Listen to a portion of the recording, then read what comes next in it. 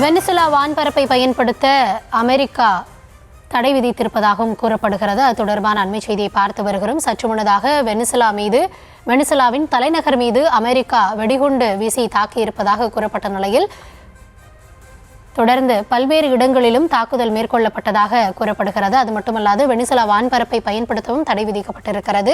விரிவான விவரங்களோடு செய்தியாளர் மதியழகன் இணைந்திருக்கிறார். வெனிசுலா தலைநகரில் 7 இடங்களில் தாக்குதல் நடத்தப்பட்டதாக சொல்லப்படுகிறது. இது தொடர்பாக அதிகாரப்பூர்வமான அறிவிப்பை இரு நாடுகளில் யார் தரப்பிலையாவது சொல்லப்பட்டிருக்கா? என்ன நடக்கிறது? இந்த தாக்குதல் சம்பவம் தொடர்பாக வெனிசுலா சார்பில் அதிகாரப்பூர்வமான அறிவிப்பு ஒன்று வெளியிடப்பட்டிருக்கிறது. இந்த தாக்குதல் சம்பவம் என்பது இது ஒரு ராணுவ நடவடிக்கை அல்ல, அமெரிக்காவினுடைய அத்துமீறிய தாக்குதல். வெனிசுலாவினுடைய பொதுமக்கள் மற்றும் ராணுவ நிலைகளை குறிவைத்து அமெரிக்கா தாக்குதல் நடத்தி இருப்பதாக வெனிசுலா சார்பில் அதிகாரப்பூர்வமாக தகவலானது வெளியிடப்பட்டிருக்கிறது. அதே வேளையில் தலைநகர் கராகஸ் மட்டுமல்லாமல் இதர மாநிலங்களிலும் இந்த தாக்குதல் நடத்தப்பட்டிருப்பதாகவும், அதாவது வெனிசுலாவினுடைய மிராண்டா, அராகுவா மற்றும் லாகௌரா ஆகிய 3 கராகஸ் தவிர இந்த 3 மாநிலங்களிலும் தாக்குதல் நடத்தப்பட்டிருப்பதாக தெரிவிக்கப்பட்டு இருக்கிறது. வெனிசுலாவினுடைய எண்ணெய் மற்றும் கனிம வளங்களை அபகரிப்பதற்காக வெனிசுலா இந்த தாக்குதலை அமெரிக்கா இந்த தாக்குதலை நடத்தியிருப்பதாகவும் வெனிசுலா குற்றம் சாட்டி இருக்கிறது. வெனிசுலாவை பொறுத்தவரைக்கு மிகுந்த எண்ணெய் வளம் மிக்க நாடு வெனிசுலா.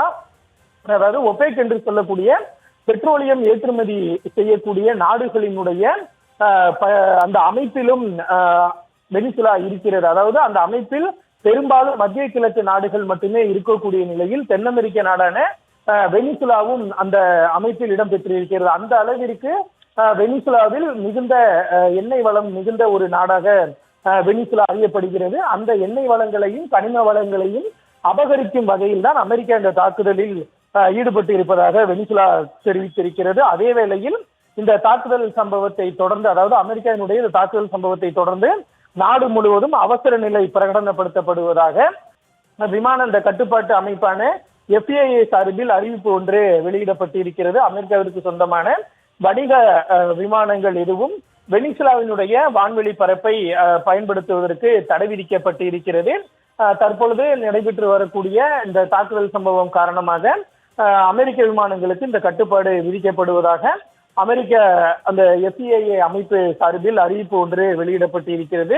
ஏற்கனவே இது முதலில் ஒரு தகவலாக வெளிவந்த நிலையில் தற்பொழுது இந்த தகவல் அதிகாரப்பூர்வமாக வெளியிடப்பட்டு இருக்கிறது. இது தொடர்பாக வெனிசுலா சார்பில் அதிபர் சார்பில் ஒரு அறிக்கையே வெளியிடப்பட்டு இருக்கிறது. அந்த அறிக்கையில் பொதுமக்கள் பாதுகாப்பாக இருக்க வேண்டும் உள்ளிட்ட பல்வேறு கட்டுப்பாடுகள் பொதுமக்களுக்கு விதிக்கப்பட்டு இருக்கிறது. அதே நேரத்தில் அமெரிக்காவினுடைய இந்த தாக்குதலை வெனிசுலா கையாளும் என்றும், இந்த அத்துமீறிய சம்பவத்தில் வெனிசுலா வெற்றி பெறும் என்றும் அதிபர் நிக்கோலஸ் மதுரோ சார்பில் அறிக்கை ஒன்று வெளியிடப்பட்டு இருக்கிறது.